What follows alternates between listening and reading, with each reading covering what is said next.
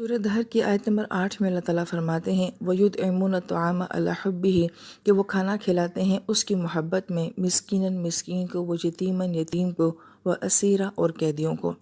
جو پہلی بات آیت مبارکہ میں کی جا رہی ہے وہ یہ ہے کہ وہ اس کی محبت میں کھانا کھلاتے ہیں، تو حب میں جو ہا ضمیر ہے وہ کس کی طرف لوٹ رہی ہے؟ تو ایک قول ہمیں یہ ملتا ہے کہ اللہ تعالیٰ کی ذات کی طرف منسوب کی جا رہی ہے کہ جو کسی دوسرے کو کھانا کھلاتا ہے اس کی غرض اللہ کی محبت، اللہ کی چاہت اور اللہ کی رضا ہوتی ہے۔ جیسے بعض اکابرین کا یہ قول ہے کہ اللہ تعالیٰ کو دو باتیں بہت پسند ہیں، ایک اچھا بولنا اور دوسروں کو اچھا کھانا کھلانا۔ اور بعض اہل علم نے اس کی یہ وجہ بھی بیان کی ہے کہ اللہ تعالیٰ کی ذات جو ہے وہ بہترین کلام کرنے والی، یعنی کہ اللہ نے ہمیں اپنا کلام قرآن سے متعارف کروایا ہے۔ قرآن سے خوبصورت کتاب کوئی نہیں ہے، اور اللہ کل جہان کی مخلوق کو کھلاتے ہیں، تو گویا کہ یہ دو ایسی سنتیں ہیں جو اللہ تعالیٰ کی ذات کے ساتھ بھی منسوب ہیں۔ تو اللہ تعالیٰ کو یہی عمل اپنے بندے کا بھی بہت اچھا لگتا ہے۔ لیکن ایک قول ہمیں یہ بھی ملتا ہے کہ حبی کی ہا ضمیر جو ہے وہ دراصل میں کھانے کی طرف لوٹ رہی ہے، کہ وہ کھانا جو ان کو خود بہت پسند ہوتا ہے وہ دوسروں کو کھلا دیتے ہیں۔ اب یہ بھی بڑی اعلیٰ ظرفی کی بات ہے کہ جو آپ خود اپنی ذات کے لیے پسند کرتے ہیں وہی دوسروں کو کھلا دیتے ہیں، جبکہ ہم یہ دیکھتے ہیں کہ ہم جب اللہ تعالیٰ کے نام پہ دیتے ہیں تو ہم یہ کہتے ہیں کہ اس میں گھی جو ہے وہ عام درجے کا استعمال کر لیا جائے۔ اگر 8 کلو کی دیگ بنائیں گے تو اس میں 2-3 کلو جو ہے وہ گوشت ڈالا جائے گا، جبکہ ہم جب اپنے گھر میں پکاتے ہیں تو ہم گوشت کا، چاولوں کا اور جتنے بھی مسالہ جات ہیں ان کا کس طریقے سے اہتمام کرتے ہیں، یا جو ہم اپنی پلیٹ میں ڈالتے ہیں وہ کس نفاست کے ساتھ ڈالتے ہیں، اور جو ہم کسی دوسرے کو دیتے ہیں بظاہر اللہ تعالیٰ کا نام لیا ہوتا ہے وہ کھانا کس معیار کا ہوتا ہے۔ پھر بعض ہمارے قابلین یہ بھی بات فرماتے تھے کہ حب ہی سے ایک مراد یہ بھی ہوتی ہے کہ اگر آپ کھانا کھا رہے ہیں اور اسی وقت دسترخوان پہ کوئی دوسرا باہر سے مہمان آ جاتا ہے یا سوالی آ جاتا ہے تو آپ اپنا پسندیدہ کھانا جو ہے وہ اٹھا کے اس کو دے دیتے ہیں۔ یہ بھی بہت اعلیٰ ظرفی کی بات ہے، بہت اعلیٰ درجے کا مقام ہے کہ وہ کھانا جس سے آپ کو بہت چاہت اور محبت ہو وہ کسی اور کو دے دیا جائے۔ لہٰذا ایسا نہیں ہوتا کہ بریانی اور گوشت تو جو ہے وہ اپنے گھر میں رکھ لیا جائے، لیکن جو ہے وہ دال سبزی دوسروں کے گھر بھیج دی جائے، تو وہ خود جو پسند ہے وہ دوسروں کو کھلانے والے۔ لہذا جب ہماری اپنی دعوتیں ہوتی ہیں تو جو مینیو ہم اپنے دسترخوان کے لیے سلیکٹ کرتے ہیں، تو کیا ہم جب اللہ تعالیٰ کے نام پہ کسی غریب کو دینے والے ہوتے ہیں تو کیا وہی مینیو وہاں پہ بھی جاتا ہے؟ تو بس یہ اس حب ہی کا معنی ہے۔ پھر اس آیت مبارکہ کے ضمن میں ہم نے اپنے بڑوں سے جو بات سنی ہے وہ یہ ہے کہ کھانا کھلانا جو ہے اس کو عام رکھا جائے، یعنی کہ صرف غریب طبقے تک، کسی مستحق یا سائل تک کی جو ہے اس کو محدود نہ کیا جائے، بلکہ آپ کے اپنے، آپ کے گھر والے، آپ کے رشتہ دار، آپ کے دوست، آپ کے احباب، ایون جس کو آپ جانتے ہیں، جس کو آپ نہیں جانتے ہیں، تو مزاج یہ ہونا چاہیے کہ ہم دوسروں کو کھانا کھلانے والے بنیں، لہٰذا ان کا بھی ویسے ہی ثواب ہوگا جیسا کہ کسی مستحق کو کھانا کھلانا ہوتا ہے، کیونکہ یہ عمل اللہ تعالیٰ کو بہت زیادہ پسند ہے۔ لیکن آیت مبارکہ میں بالخصوص جو ہے وہ 3 طبقوں کا نام لیا گیا ہے، اور اس کی وجہ یہ ہے کہ یہ وہ طبقے ہوتے ہیں کہ جو عموماً کسی سے کھانا نہیں بھی مانگ سکتے ہیں۔ سب سے پہلے آتا ہے مسکین کا لفظ، اس کو ہم اب اچھے طریقے سے جان چکے ہیں کہ یہ ساکنہ سے بنا ہے، اور ساکن کا مطلب ہوتا ہے رک جانا، سٹک ہو جانا۔ بہت سارے ہمارے معاشرے میں ایسے لوگ ہیں جن کا کاروبار بھی ہوگا، جن کا گھر بھی ہوگا، جن کے پاس وسائل بھی ہوں گے، مگر وقتی طور پر ان کے اوپر ایسے حالات آتے ہیں جس کی وجہ سے ان کا سرکل نہ چل رہا ہو۔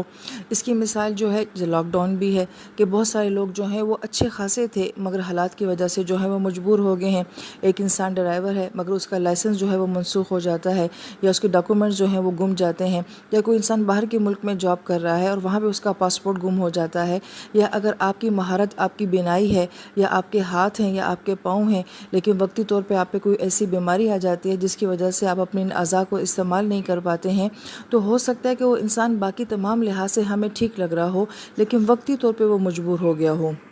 اور اس طرح کی بہت ساری مثالیں جو ہیں جن کو بیان کیا جا سکتا ہے، مگر اگر ایسا انسان جو ہے وہ کسی سے پہلی بات تو مانگے گا ہی نہیں، اور اگر مانگے گا بھی تو سامنے والے کے ذہن میں پہلا سوال یہی آئے گا کہ اس کا تو گھر بھی اچھا ہے، اس کے پاس تو گاڑی بھی ہے، اور اس کی تو ڈریسنگ بھی بہت اچھی ہے، تو یہ مجھ سے کیوں مانگ رہا ہے اور میں اس کو کیوں کھانا کھلاؤں؟ ہمارے ذہن میں کبھی خیال ہی نہیں آئے گا کہ اس کو بھی کھانا کھلانے کا کوئی ثواب ملتا ہے، کیونکہ ہمارے ذہن یہ بنے ہوئے ہیں کہ جو بالکل فاقے میں ہی ہو، جو بہت مجبور ہو، صرف اسی کو ہی کھلانا چاہیے۔ لیکن قرآن یہ کہتا ہے کہ نہیں، ایسے لوگ کسی سے کہہ نہیں سکیں گے، کسی سے مانگیں گے نہیں، لہٰذا اس مشکل حالات میں ان کا ساتھ دینے کے لیے ان کو کھانا کھلایا جائے۔ پھر اس کے بعد یتیم کے بارے میں حکم دیا جا رہا ہے۔ یہ ہمارے معاشرے کا ایک محروم طبقہ ہے۔ ہمارے استاد بڑی پیاری بات یہ کہا کرتے تھے کہ جن کے ماں باپ موجود ہوتے ہیں اور اسی محفل میں اگر ان کے بچے بھی موجود ہوتے ہیں تو ان کا کیسے خیال رکھا جاتا ہے اور ان کو کتنا اکرام دیا جاتا ہے، لیکن جس بچے کے ماں باپ جو ہیں فی الوقت اس محفل میں موجود نہیں ہوتے، وہ بچے کیسے نظر انداز کیے جاتے ہیں۔ تو وہ فرمایا کرتے تھے کہ جن کے دنیا میں ہی نہ ہوں تو پھر وہ بچے کیسے نظر انداز کیے جاتے ہوں گے۔ لہٰذا انہی باتوں سے ہمیں سمجھ آ جاتی ہے کہ جن کے ماں باپ نہیں ہوتے انہیں اس چاہت اور محبت سے کوئی کھلانے والا نہیں ہوتا، انہیں دینے والا نہیں ہوتا۔ ہمیں ہمارے بچے نہیں کہتے کہ ہماری یہ ضروریات ہیں، ہمیں خود سے پتہ چل جاتا ہے کہ اب سیزن بدل رہا ہے، ہم نے اپنی اولاد کو یہ دینا ہے، اب ان کی پڑھائی جو ہے وہ آگے مشکل آنے والی ہے، ہم نے اس کے لیے یہ ارینجمنٹ کرنے ہیں۔ یعنی کہ میری اپنی خواہشات، میری اپنی تمنائیں ہوتی ہیں جو میں اپنی اولاد کے کہے بغیر بھی خود پورا کرنے کی کوشش کرتی ہوں۔ یتیم کو اس آنکھ سے دیکھنے والا کوئی نہیں ہوتا، اس چاہت سے دیکھنے والا کوئی نہیں ہوتا ہے، لہٰذا اس نے اپنی زندگی میں سب کچھ خود ہی پورا کرنا ہوتا ہے، خود ہی اپنے آپ کو کھڑا کرنا ہوتا ہے، خود ہی اپنی زندگی کو بنانا ہوتا ہے۔ لہٰذا یہ وہ طبقہ ہے جو آپ سے کبھی نہیں کہے گا۔ یتیم کو ہمارے معاشرے میں کسی قسم کا اعتماد حاصل نہیں ہے کہ وہ کہہ سکے کہ میرا حق بنتا ہے مجھے آپ دیں۔ وہ عموماً احساس کمتری میں ہوتے ہیں، یا وہ ہمارے معاشرے میں اس طرح کی پرسنالٹیز رکھتے ہیں کہ ان کی شخصیتیں بہت دبی ہوئی ہوتی ہیں، تو وہ احساس کمتری یا احساس محرومی جو ان کے اندر ہوتی ہے وہ کبھی بھی اس با اعتماد بچے کی طرح نہیں ہو سکتی ہے کہ جس کے ماں باپ زندہ ہوتے ہیں۔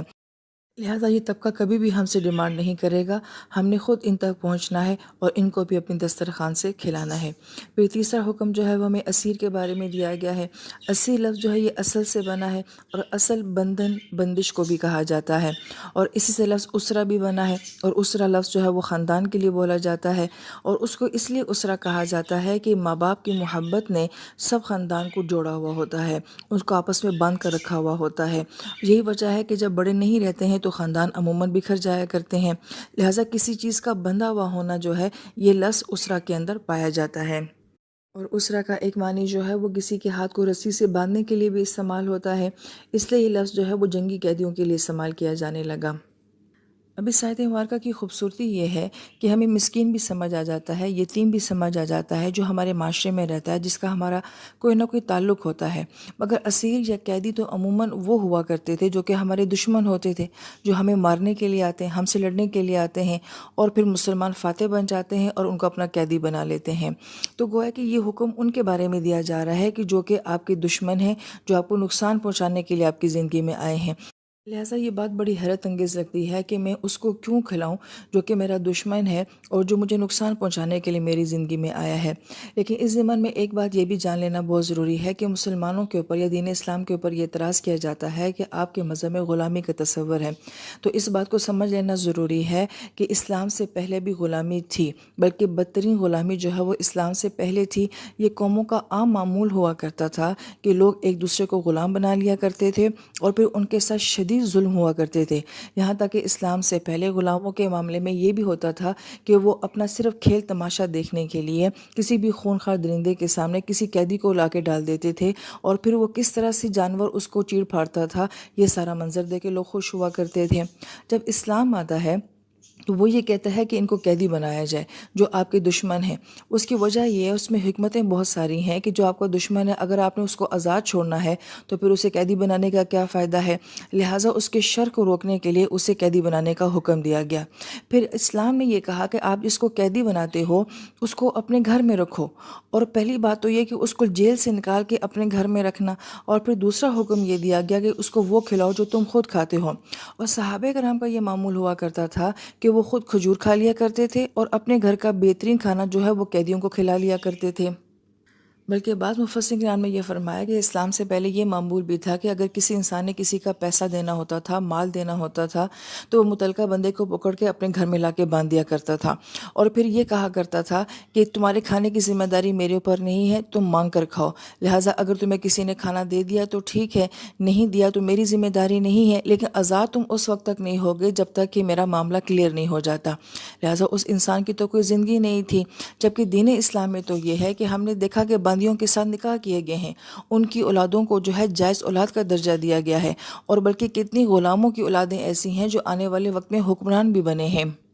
اور پھر قیدیوں کو پڑھانے کا معاملہ کیا گیا ہے، اپنے گھروں میں رکھنے کا معاملہ کیا گیا ہے۔ تو یہ سارے معاملات جو ہیں یہ مسلمانوں کے بہت احسن طریقے سے ہوئے ہیں۔ لہٰذا آپ پہلی جنگ عظیم، دوسری جنگ عظیم، چائنا کی، جاپان کی جیلوں کو دیکھیں، بلکہ اس کو بھی اگر چھوڑا جائے تو آج گوانتا ناموں کو ہی دیکھ لیا جائے کہ اس کے اندر قیدیوں کے ساتھ کیا ہو رہا ہے۔ لہٰذا مسلمانوں نے قیدیوں کو عزت دی ہے۔ آپ دیکھتے ہیں قسم توڑ دی جائے، بیوی کے ساتھ زہار کر لیا جائے، کفارے دینے ہوں تو بار بار حکم آتا ہے قیدی آزاد کرو، قیدی آزاد کرو۔ پہلی بات تو یہ کہ جو دشمن بن کر آیا ہے اس کا خیال رکھو، اور پھر اگر تمہیں اپنے کسی عبادت کا کفارہ دینا ہے تو پھر تم قیدی کو آزاد کرو۔ تو جب ہم ڈیٹیل میں اسلام میں یہ پڑھتے ہیں کہ قیدیوں کے کیا حقوق ہیں تو پھر ہمیں یہ شک شبہ نہیں رہتا کہ اسلام جو ہے وہ غلامی کا تصور دیتا ہے۔ اور اس کی حالیہ مثال یہ ہے کہ طالبان حکومت نے جب ایک انگریز صحافی ریڈلی کو اپنے پاس رکھا تو اس کے ریمارکس کیا تھے، اس نے پوری کتاب اس کے اوپر لکھی ہے، اور وہ ان کے اسی دوران میں جب وہ جنگی قیدی بن کے ان کے پاس تھی، ان کے اخلاق، ان کا عمل دے کے جو ہے اس نے اسلام قبول کیا ہے۔ اور یہ بات ہمیں حیران کر دیتی ہے جب ہم اس کے انٹرویوز سنتے ہیں جس میں وہ یہ کہتی ہے کہ اب میری بقایا زندگی اور میرے خون کا آخری قطرہ جو ہے وہ اسلام کے لیے وقف ہے۔ انسان حیران ہو جاتا ہے کہ جو مخالف اور دشمن بن کر آئے تھے وہ اسلام سے اتنے محبت کرنے والے بن گئے۔ تو جنگی قیدی سے ہی یہ معاملہ ہوا ہے، اور اس طرح کی ہزاروں مثالیں بھی پہلے بنتی ہیں کہ ان لوگوں نے مسلمانوں کا حسن سلوک دیکھا اور اس کے بعد ان لوگوں نے اسلام قبول کیا۔ آیت نمبر 9 میں یہ بتایا جا رہا ہے کہ ہم نے اپنی نیکیوں کی حفاظت کس طرح سے کرنی ہے، یا وہ دو خامیاں جو ہماری نیکیوں میں نہیں ہونی چاہیے اس کا بیان ہے۔ انما نطعمکم لوجہ اللہ، ہم تمہیں صرف اس لیے کھلاتے ہیں کہ ہمیں اللہ کی رضا چاہیے۔ لا نرید منکم جزاء ولا شکورا، نہ ہمیں تم سے کسی قسم کا کوئی بدلہ چاہیے اور نہ ہی قدردانی چاہیے۔ مفسر کرام یہ فرماتے ہیں کہ ہم جب کسی کے ساتھ نیکی کرتے ہیں تو پہلی بات تو یہ کہ ہم نیکی کرتے ہی اس شخص کے ساتھ ہیں جس کے بارے میں ہمارا گمان ہوتا ہے کہ کل ہمیں اس سے بڑا اچھا بدلہ مل سکتا ہے۔ ہم وہیں پہ انویسٹمنٹ کرتے ہیں، وہیں پہ سپورٹ کرتے ہیں، یا کسی انسان کی مشکل وقت میں ہیلپ اس لیے کرتے ہیں کل یہ بھی ہمارے کام آ سکتا ہے۔ تو پہلی نفی تو یہاں پہ یہ کی گئی ہے کہ ہم اس بات سے بالکل بالا تر ہو کے یہ کریں کہ ہمیں کل اس نیکی کا کوئی بدلہ بھی مل سکتا ہے۔ مثلا یہ کہ ہم زندگی میں جس انسان کو سپورٹ کرتے ہیں، ہم یہ کہتے ہیں اگر کل یہ کسی قابل ہو گیا، اس کا کاروبار چل گیا، یا یہ بچہ بڑا ہو گیا تو یہ کل پھر ہمارے کسی کام آ جائے گا۔ تو یہ تصور جو ہے وہ نیکی کے اندر نہیں ہونا چاہیے، کسی قسم کی جزا، کسی قسم کے بدلے کی لالچ کے بغیر نیکی کرنا۔ پھر آیت مبارکہ میں جس دوسری خامی کا تذکرہ کیا گیا ہے وہ یہ کہ اپنی نیکیوں کو سراہے جانے، چاہے جانے سے اور جتلائے جانے سے بچانا۔ انسان کی فطرت میں یہ بات ہوتی ہے کہ ہم جس سے نیکی کرتے ہیں پھر ہمیں یہ گمان ہوتا ہے کہ اب یہ ہماری عزت کرے گا، ہمیں اہمیت دے گا، یہ ہمارے فیصلے میں کبھی انکار نہیں کر سکے گا۔ یہ بہت باریک معاملہ ہے جو آیت مبارکہ میں بیان کیا گیا ہے، بلکہ یوں کہیں کہ ہماری ڈیپ فطرت کو جو ہے اس میں بیان کیا گیا ہے کہ ہمیں اس بات کی بہت چاہت ہوتی ہے کہ ہماری نیکیوں کو سراہا جائے۔ یہاں تک کہ ہمارے اکابرین نے کہا کہ اگر جس انسان کو آپ سپورٹ کرتے ہیں وہ کل کسی مقام کے اوپر پہنچ جاتا ہے تو اگر ہم اس کے پیچھے یہ بات کہیں کہ اس کو یہاں تک پہنچانے میں ہمارا کردار ہے، ان کے گھر میں تو کھانے کو نہیں ہوتا تھا، ان کے پاس تو فیس دینے کے لیے پیسے نہیں ہوتے تھے، میں نے اس کو پڑھایا ہے، میں نے اس کو سپورٹ کیا ہے، تو گویا کہ ہم اس کے اس مقام میں اس بات کو ایڈ کرنا چاہتے ہیں کہ میرا نام بھی لیا جائے، مجھے بھی سراہا جائے، اس کی نیکی میں میرا نام بھی آنا چاہیے، اس کے کام میں میرا نام بھی آنا چاہیے۔ تو آیت مبارکہ یہ کہہ رہی ہے کہ اپنی نیکیوں کو اس بات سے بھی بچاؤ کہ ہمیں کوئی بدلہ نہیں چاہیے اور ہمیں کوئی تعریف نہیں چاہیے۔ اور پھر آیت نمبر 10 میں یہ بتایا جا رہا ہے کہ انسان کی نیکی کرنے کی دوسری وجہ کیا ہوتی ہے، اِنَّا نَخَافُ مِن رَبِّنَا، کہ ہم اپنے رب سے اس دن کے معاملے میں خوف رکھتے ہیں، عبوساً قمطریرا، کہ جس دن چہرے بگاڑ دیے جائیں گے۔ ہم نے دیکھا تھا کہ پچھلی آیت مبارکہ میں نیکی کرنے کی وجہ یہ بتائی گئی تھی کہ ہمیں صرف اللہ پاک کی رضا چاہیے، لہٰذا یہ تو بہت اعلیٰ درجے کا مقام ہے، لیکن اللہ تعالیٰ کی ذات جانتی تھی کہ میرے سارے بندے جو ہیں وہ ایک لیول کے نہیں ہوتے، ہر ایک کی سوچ اتنی اعلیٰ نہیں ہوتی، تو انسانی فطرت میں جو دوسری بات پائی جاتی ہے کہ وہ اپنے آپ کو نقصان سے بچانا چاہتا ہے۔ لہٰذا ایک طبقہ ایسا ہے جو اس وجہ سے نیکی کرتا ہے کہ اللہ تعالیٰ کہ مجھے اس دن کی سختی سے بچا لے، مجھے عذاب سے بچا لے، یا میرے گناہوں کی وجہ سے جو وبال میرے سر پہ آنے والے ہیں میری نیکیوں سے ان کو ٹال دیجئے۔ تو گویا کہ ایک دوسرا رویہ ہے جو اس آیت مبارکہ میں بیان کیا جا رہا ہے۔ یہ اللہ پاک کی شان کریمی ہے کہ اللہ پاک نے دونوں طرح کے لوگوں کی نیکیوں کو قبول فرمایا ہے،